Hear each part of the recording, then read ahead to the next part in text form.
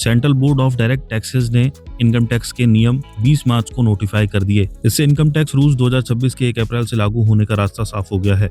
नए नियमों का असर करोड़ों टैक्स पेयर्स पर पड़ेगा। 1 अप्रैल 2026 से नए फाइनेंशियल ईयर की भी शुरुआत होगी।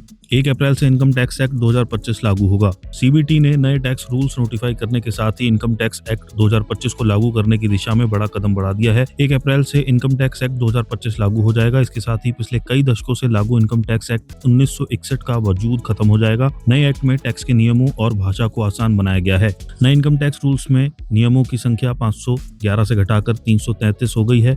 फॉर्म्स की संख्या 399 से घटाकर 190 रह गई है। टैक्स प्रोसीजर को आसान बनाया गया है। मुश्किल शब्दों की जगह आसान शब्दों का इस्तेमाल किया गया है। भाषा को भी आसान बनाने की कोशिश की गई है। एक्सपर्ट्स का कहना है कि पुराने नियमों की भाषा मुश्किल थी। इससे किसी आम टैक्स पेयर को समझने के लिए एक्सपर्ट्स की मदद लेनी पड़ती थी। डेलॉयट इंडिया के पार्टनर सुरेश कुमार एस ने कहा, टैक्स के नए नियमों से एम्प्लॉयर्स और एम्प्लॉयर्स दोनों को आसानी होगी। इसमें एम्प्लॉय की कई तरह की प्रीक्विजिट्स और एग्जम्पशंस की लिमिट में बदलाव किए गए हैं। हालांकि इनमें से ज्यादातर का संबंध इनकम टैक्स की ओल्ड रिजीम से है, लेकिन नई रिजीम के टैक्स पेयर्स को भी फायदा होगा। सबसे खास बात यह है कि सही समय पर नोटिफिकेशन आ जाने से एम्प्लॉयर्स को नए नियमों को लागू करने में आसानी होगी। नए नियम में हाउस रेंट अलाउंस के नियम भी बदलेंगे।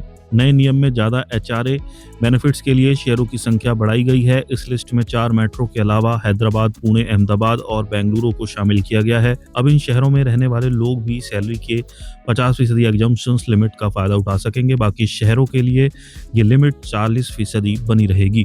इनकम टैक्स के नए नियमों में अगर टैक्स पेयर्स एचआरए पर रिडक्शन क्लेम करना चाहता है तो उसे मकान मालिक और किराएदार के बीच के संबंध को बताना होगा। इससे टैक्स पेयर्स के लिए कंप्लायंस बढ़ जाएगा। नए नियमों में इनकम टैक्स के सेक्शंस की संख्या 819 से घटाकर 536 की गई है। चैप्टर्स की संख्या 47 से घटाकर 23 की गई है।